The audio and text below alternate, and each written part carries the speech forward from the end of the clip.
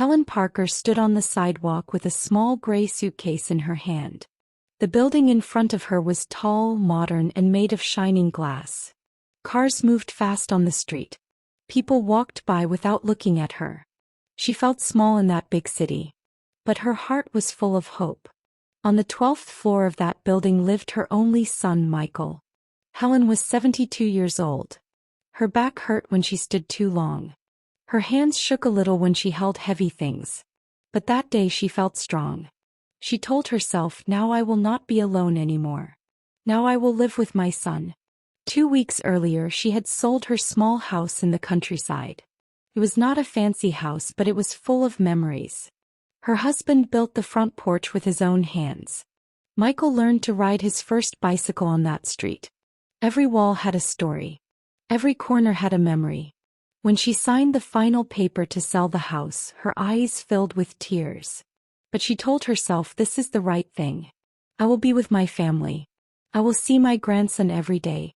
I will not eat dinner alone anymore. She used some of the money to pay old bills. The rest she kept safe in her bank account. She packed only one suitcase. A few dresses. Her medicine. A photo of her husband. And a small toy car that once belonged to Michael when he was a boy.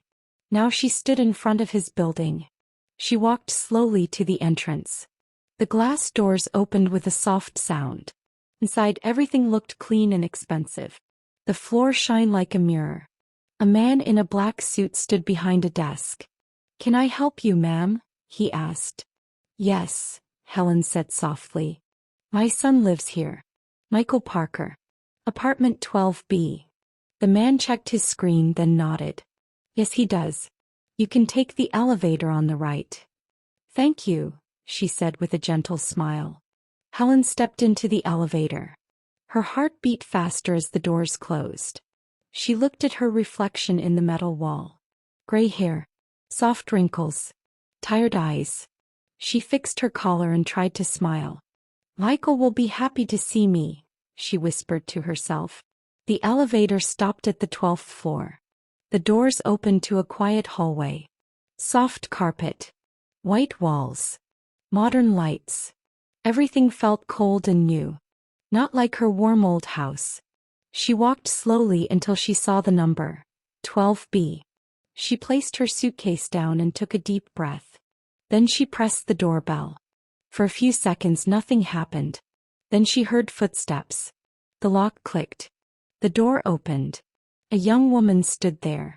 She had perfect makeup, shiny hair, and a phone in her hand. This was Sophie, Michael's wife. Sophie looked at Helen from head to toe.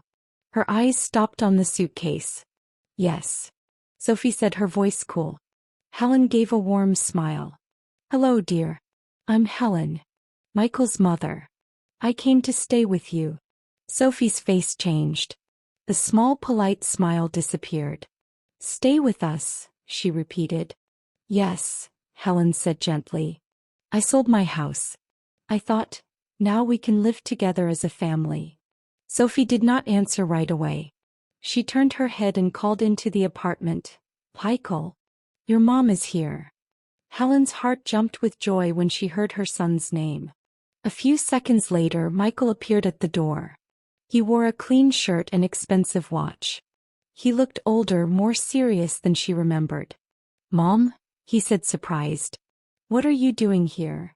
Helen's smile grew wider. "I came to live with you, son. I sold the house. Now we can be together." Michael's eyes moved to the suitcase. Then he looked at Sophie. Sophie crossed her arms. "We did not talk about this," she said quietly but firmly. Michael swallowed.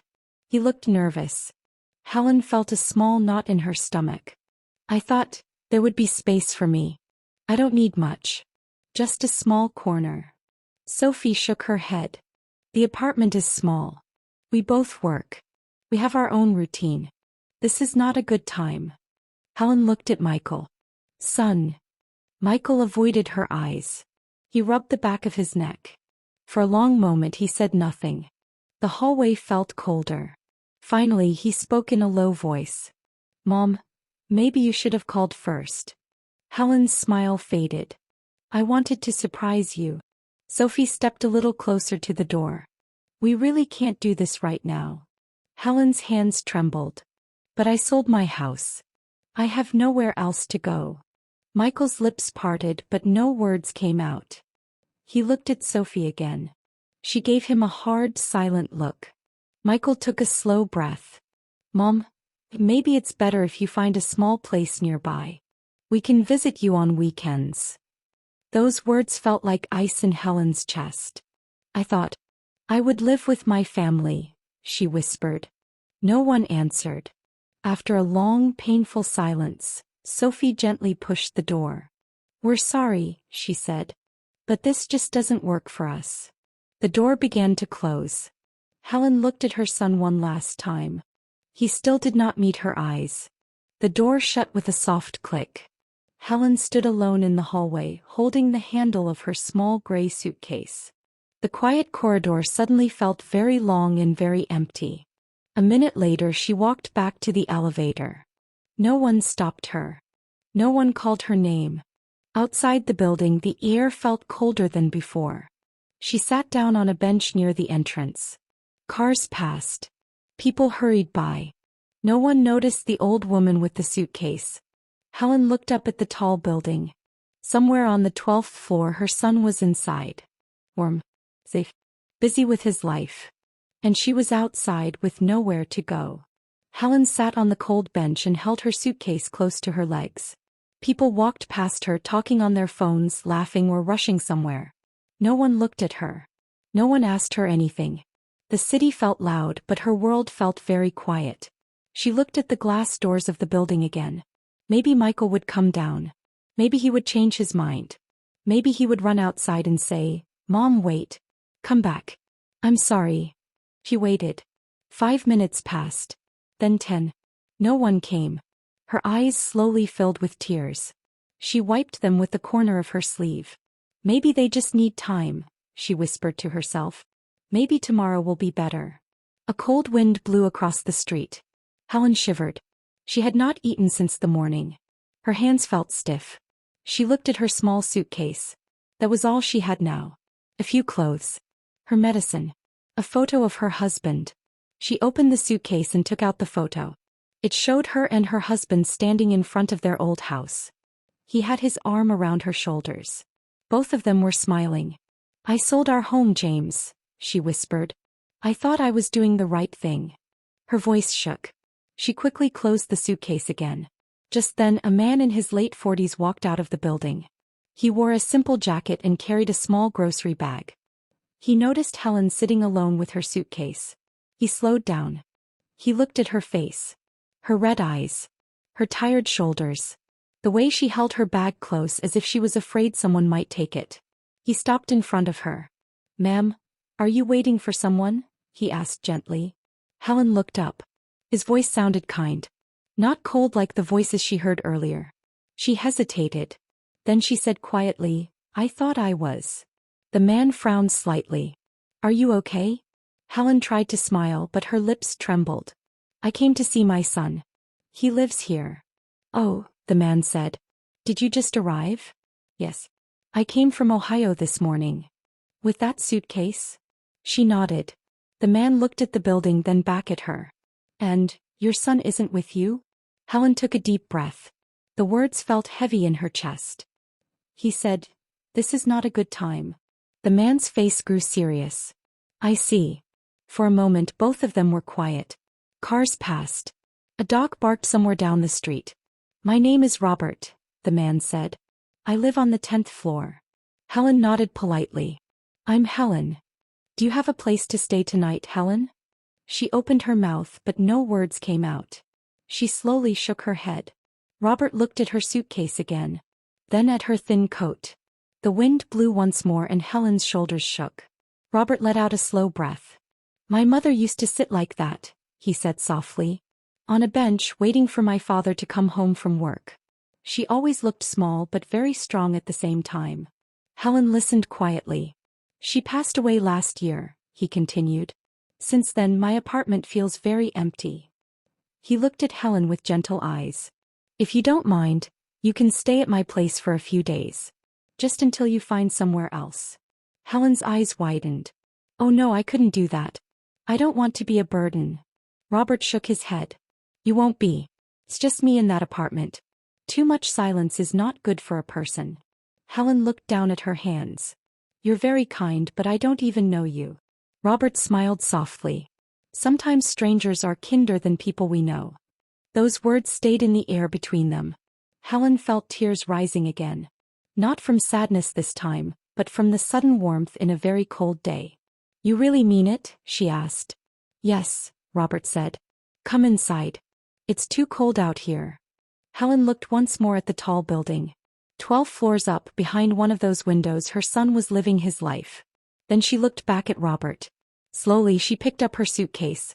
Thank you, she whispered. Robert held the glass door open for her. As she stepped inside, the warm air touched her face.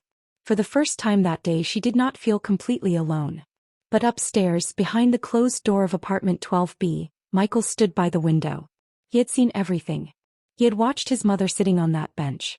And now he watched her walk inside the building with another man. Michael's hand tightened into a fist. He did not know it yet, but this moment would change his life forever. Robert's apartment was small, but it felt warm. The lights were soft. The couch was old but clean. A small clock ticked quietly on the wall. Helen stepped inside and looked around. Everything was simple but peaceful. You can sit here, Robert said, pointing to the couch. I'll make some tea. Helen placed her suitcase near the wall and sat down slowly. Her legs felt tired after the long day. She watched Robert move around the kitchen. He did not look rich or important. Just a normal man. But his voice was calm and his movements were gentle. After a few minutes he came back with 2 cups of hot tea. Careful, it's hot, he said. Helen held the cup in both hands. The warmth spread through her fingers. It felt comforting. Thank you, she said softly. Robert sat in the chair across from her. You remind me of my mother, he said. She also liked tea in the evening. Helen smiled faintly. My husband used to make tea every night. He said it helped him forget the long day at work. Robert nodded. Sounds like a good man. He was, Helen said. Her eyes grew distant for a moment. They sat in silence, sipping tea. But it was not an awkward silence. It felt calm. Safe. After a while Robert stood up. You must be hungry. I'll make something simple. Oh, please don't trouble yourself, Helen said quickly. It's no trouble, he replied. I was going to eat anyway. He cooked a small meal, soup and bread. Nothing fancy, but it smelled warm and comforting. Helen ate slowly. It had been a long time since someone cooked for her. This is very good, she said. Robert smiled. My mother taught me. She always said, if you can cook, you will never be alone. Helen looked at him. She sounds wise. She was, he said quietly. That night, Robert prepared the bedroom for Helen. He placed clean sheets on the bed and left a glass of water on the table. You can sleep here, he said. I'll take the couch. No, I can sleep on the couch, Helen protested. Robert shook his head. My mother would never forgive me if I let you do that. Helen's eyes grew moist. You are very kind, Robert. He gave a small smile. Good night, Helen. Good night, she whispered. For the first time in many months, Helen slept in a home where she felt safe. The next morning, sunlight entered through the window. Helen woke up to the smell of toast. She walked into the kitchen and saw Robert making breakfast. Good morning, he said. Did you sleep well? Yes, she replied. Very well. Thank you. They ate together at the small table. It felt simple but warm. Like a real home. Days passed. Robert helped Helen find a doctor nearby. He took her to the pharmacy. He showed her the local park. Every day he spoke to her with respect. Every day Helen felt a little less lonely. She began to water the small plants on his window. She folded his laundry. She cooked simple meals. The apartment slowly changed. It felt more alive. One evening as they sat in the living room, Helen said, Robert, I don't know how to thank you. You already have, he said. How? This place doesn't feel empty anymore. Helen smiled gently. Meanwhile, in apartment 12B, life was not going well. Michael sat at his kitchen table staring at a pile of bills. His company was losing money. His boss had warned him. things did not improve, he might lose his job. Sophie walked into the room looking angry. "Another bill?" she asked. Michael sighed. "Yes. This is not the life you promised me," she said. "You said we would move to a bigger place. You said you would get a promotion." "I'm trying," Michael said quietly. "Trying is not enough," Sophie snapped. "I didn't marry you to live like this." Michael looked down at the table. His mind suddenly went back to the image of his mother sitting on that bench, holding her small suitcase.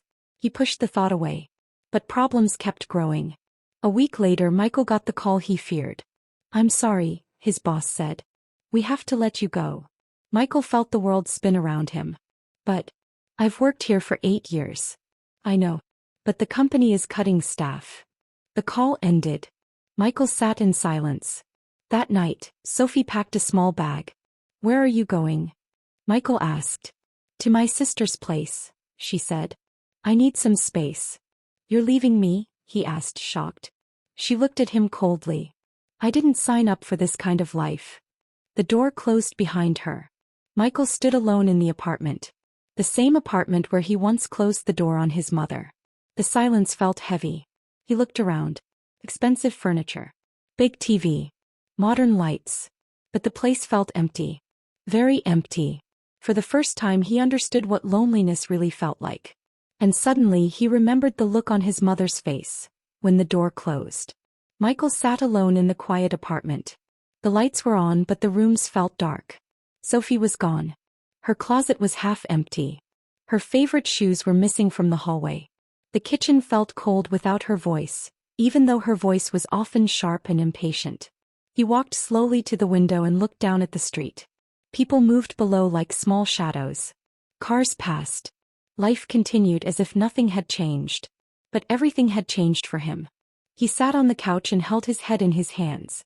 The silence in the apartment reminded him of something. It felt like that quiet moment in the hallway, when his mother stood with her suitcase. He closed his eyes and saw her face again. The soft smile that slowly disappeared. The way she looked at him, waiting for him to say something kind. But he had said nothing. He had just stood there silent while the door closed. A deep pain filled his chest. "What have I done?" he whispered. He stood up suddenly. He walked to the door, opened it, and looked down the empty hallway. Of course she was not there. Days had passed. She could be anywhere now. He grabbed his phone and tried calling her old number. It was disconnected. He checked his contacts. There was no other number. He remembered the building guard at the front desk. Maybe he had seen something. Michael rushed downstairs. The guard looked up as Michael approached. "Good evening, sir. Did you see my mother a few days ago?" Michael asked quickly. "An older woman with a gray suitcase?" The guard nodded slowly. "Yes. She was sitting outside on the bench." Michael swallowed. "Do you know where she went?" The guard thought for a moment. "A man from this building spoke to her. I think he lives on the 10th floor. They went inside together." Michael's heart beat faster. "Do you know his name?" The guard checked his list. "Robert Hayes. Apartment 10C." Michael did not say another word. He ran to the elevator and pressed the button again and again. When the doors opened, he stepped inside. His reflection in the mirror looked tired and pale. "10th floor," he whispered. The elevator moved slowly. Too slowly. When the doors finally opened, he rushed down the hallway until he saw the number 10C. He stopped in front of the door. His hand trembled as he raised it. For a moment he hesitated. What if she was not there? What if it was too late? He knocked. Inside, Helen was sitting at the table folding a clean towel. Robert was in the kitchen washing dishes. They both heard the knock. "I'll get it," Robert said. He walked to the door and opened it. Michael stood there breathing heavily. "Yes?" Robert asked calmly. Michael looked past him into the apartment. And then he saw her. Helen was sitting at the small table. She looked peaceful. A cup of tea was in front of her. A small plant sat near the window. The room felt warm. "Mom," Michael said softly. Helen looked up. Her hands froze. For a moment she thought she was dreaming. "Michael," she whispered. Robert stepped aside. "You should come in," he said. Michael entered slowly. The apartment felt simple but full of life. It was nothing like his modern place upstairs. Yet somehow it felt more like a home. He looked at his mother. I came to take you back, he said. I'm sorry for what happened. I lost my job. Sophie left. I understand now. Helen listened quietly. Michael's voice broke. I was selfish. I was weak. I should have stood by you. Please, Mom. Come home with me. The room became very quiet. Robert stood near the kitchen saying nothing. He simply watched. Helen looked at her son. Then she looked around the small apartment.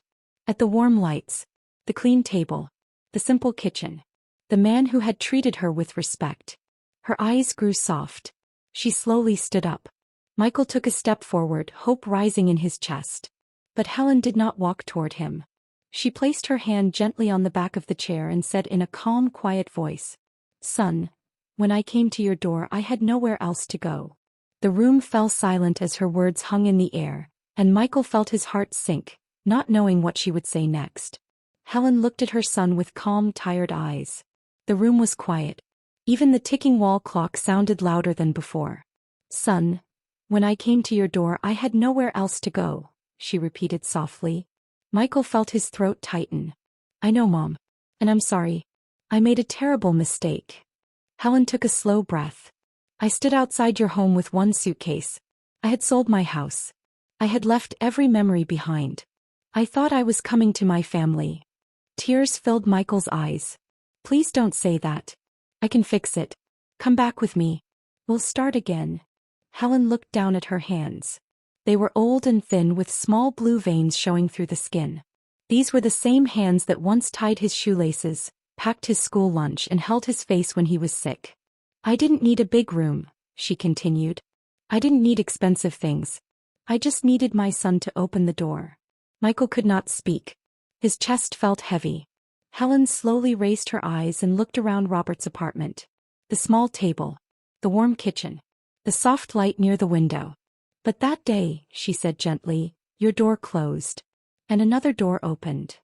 She turned her head and looked at Robert. He stood quietly near the sink, his hands resting on the counter. He was not smiling. He was not proud. He just looked peaceful. Michael followed her eyes and looked at Robert too. Shame filled his face. Helen continued, "This man did not know me. He had no reason to help me. But he gave me food. He gave me a bed. He gave me respect."